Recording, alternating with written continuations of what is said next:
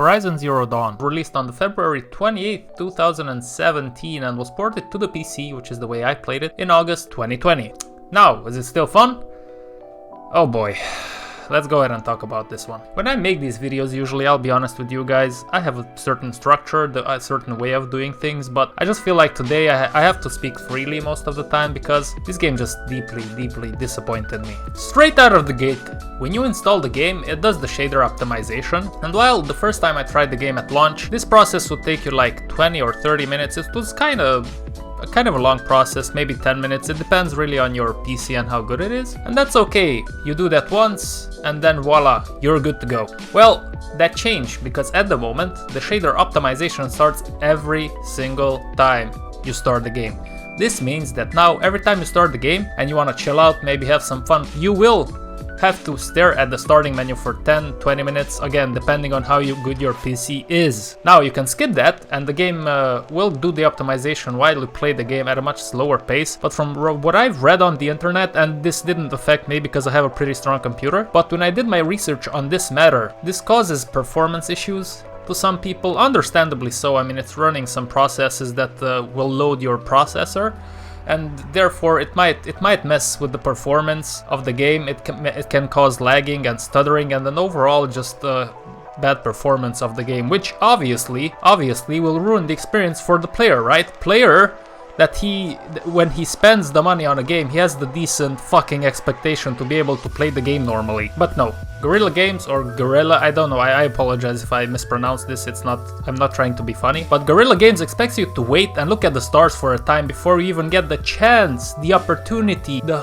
honor to play this fucking game. And while this might be okay with some of you youngsters, you might just shrug it off as being not a problem, you have enough time. Imagine this for a moment. You are a mature person with a family, with responsibilities. At the end of the day, when everybody may be sleeping and you have finished your work, you just want to relax for 1 hour. Just 1 hour, so you can play some fucking video games, right? Well, out of the 1 hour, you will spend 10-20 minutes if you are a peasant and you don't have a really strong computer, right? You will spend 10-20 minutes staring at the starting menu of the game. Why? Because these developers have no respect for the player's time. They don't care about absolutely anything. All they care about is how to take your money out of your wallet and put it in theirs. That's all they care about. No respect for anything else. And I'm gonna say this, and this will sound very bad for somebody that has life experience. I would wish that the person that thought that this was a good idea and pushed this and got it through, I would wish he got fired and pushed out of the industry, because they just don't respect the players, guys, and it's very frustrating. Oh, and by the way, people are still experiencing game crashes and PC freezes with this game. Nice, right? Good port, guys. Great job. Okay, so we got that out of the way. Let's see if this game is worth your time and it is as good as every single big channel or big website wants you to believe it is. Let's start with the gameplay. If you like some good action-packed gameplay in your RPGs with some challenging combat and an overall great experience, then go fuck yourself, because you will not find this here. I was forcing myself to play this game in the first few hours because the combat is just so basic and boring that it made my question, why am I doing this and if it's going to be all worth it? I can already answer that question because it's not gonna be worth it, but I still did it because I like to finish what I start. But oh my god, was I cringing every time I had to play this game, especially in the beginning. How do you manage to make a game where you have to hit 2 or 3 headshots with arrows on a guy and he's still just marching towards you like nothing happened? Sometimes the human enemies do go down after 1 arrow, but other times you need 2 or 3 arrows, it depends. It's like you feel like you're Legolas and you're taking down the Oliphant in Lord of the Rings.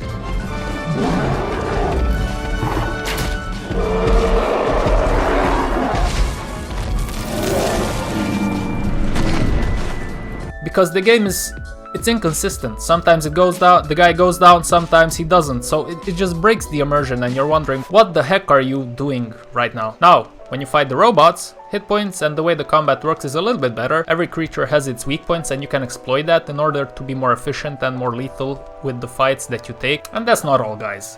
As the game progresses and you evolve and you have more weapons and more ammo types, the combat does get better. It gets more challenging and it offers you more variety, which improves the overall experience of the game and the combat overall. Also, a little bit later in the game, not quite in the beginning, but close to it, you gain the ability to convert, to override robots.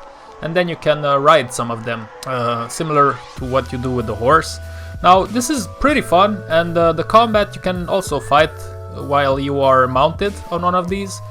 It's okay, it adds another layer, you know, to the gameplay. I've enjoyed it, but then again, you know, it can be random. You can attack with the robot while you are mounted on it, but you never know which attack he will do when you push the click, or how he will react. It's sometimes unresponsive, and it's hard to anticipate, and it does get frustrating at times because of that. Now some of you might say, but hey Roland, those are robots, they are unpredictable, right? Well, I highly doubt that this is what the game developers wanted to do. Also, the game's guiding system is a fail in my opinion. It will show you the direction in which you are supposed to go and the distance, but once you get close to a certain point, it will reset and show you another checkpoint of the destination that you're trying to get to. So it basically breaks down your journey into little checkpoints. And this is annoying because, for example, maybe if you ride on a robot and you have to, or you want to, sneak up to your destination. This happened to me. I was like, okay, I have like 50 meters to my destination, right? I will dismount and then I will sneak to my checkpoint, to my whatever, to my location. And then you get there and you get another checkpoint for 250 meters. So you go back, you mount your horse, and then you go, right? It's very annoying, and it doesn't help. The fact that the game doesn't have a mini-map, it doesn't help. So you're constantly just checking your map, going into the main menu, checking your map, then go out, then go back in. It's like, whatever, man. You also have a little device that you can get in the beginning of the game, that you will get in the beginning of the game, called the focus, which will practically give you the ability to see enemies through walls and rocks, and give you other abilities also, but I want to talk about this one mainly. This also will help you point out the routes that patrolling robots or humans are taking on the locations, and I think this just ruins the experience. And that's just my humble opinion, of course. Most of the times I didn't use it because the game is more challenging and more fun if you don't use it. It's like, if you use it, it's like you're cheating. You see everybody through walls, you know the routes, you know everything. So what's the pleasure? What's the skill here if you go and take them all out? There's no skill involved, and it's just not my type of game, man. I honestly can't find good things in the gameplay to point out to you guys. Maybe it's my lack of enthusiasm towards RPGs that is speaking right now, but even so, I just finished Mad Max a few weeks ago, and that game was absolutely fantastic. I loved it, and in my opinion, that's a much better game than this one, although that was criminally underrated when it came out, and this one it's like the second coming of Jesus if you ask most of the gamers out there. The game also has a lot of unnecessary cutscenes which you cannot skip. Oh, and I almost forgot, the game settings would sometimes, apropos of nothing, switch my settings from 240 Hz to 60 Hz. It was quite annoying. Luckily, I always noticed it because you feel it in the gameplay. And before you go ham on me and tell me that more than 60 frames per second is not a necessary thing, please stop. You are obviously a console player and you should skip my channel. Just go away. I apologize, guys, for being salty, but this game just triggered me a lot because, you know, when you do your research on some of the games, right, you go and you look at the reviews left and right. I watched more reviews on this one, for example. I mean, most of the reviewers were saying that it's a very good game, it's fantastic, blah blah blah. I found a few of them which were triggered and were like, didn't like the game, but maybe that's my problem. Maybe that's my problem. Maybe other reviewers hyped up the game in my mind, and when I finally played it, I just discovered how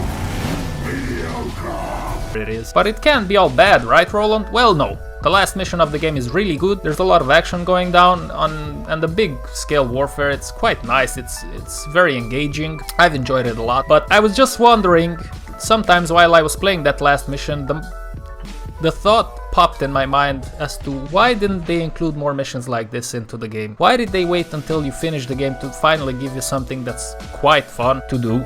Why did they choose to do this? It's too little, too late in my opinion. Also, the dialogues are performed like the people that were reading the lines were just there. They were just bored out of their minds. And sometimes the lip sync is just atrocious for a game that was just released 4 years ago with a high budget and with scores 9 out of 10 from every single reviewer. Now, all that being said, exploring the world that this game offers to you is a really nice experience, I have to say. It's an absolutely gorgeous game. And I think this is the best looking game I have ever played. I know you are probably heard that before about this game, but it truly is, and looking at videos on YouTube will not make it justice. I've played the game on 1440p with everything maxed out, and I had around like 100-130 FPSs. and it was spectacular. Not only did it look good, but it also ran smoothly, so it was just a very nice visual experience for me.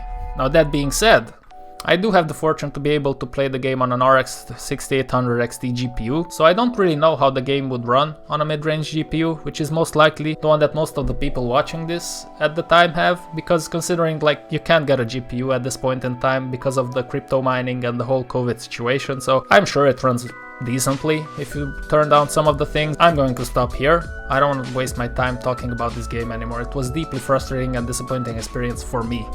Whether it was because I had high expectations going into it, or maybe just me and my lack of appreciating what the game is and wants you to experience, I don't know, maybe I'm the problem here. This is just my opinion, right? I will conclude by saying that Horizon Zero Dawn is like a very good looking girl or guy that you hope to meet one day, and that day comes, but the experience of talking to him or her is a big letdown. And whether that's not a good thing or a bad thing, it's just the way it is, and some people like that, others don't. I don't, personally. It's a game with beautiful graphics, but painfully mediocre gameplay and story. Oh, the storyline! I forgot to talk about it.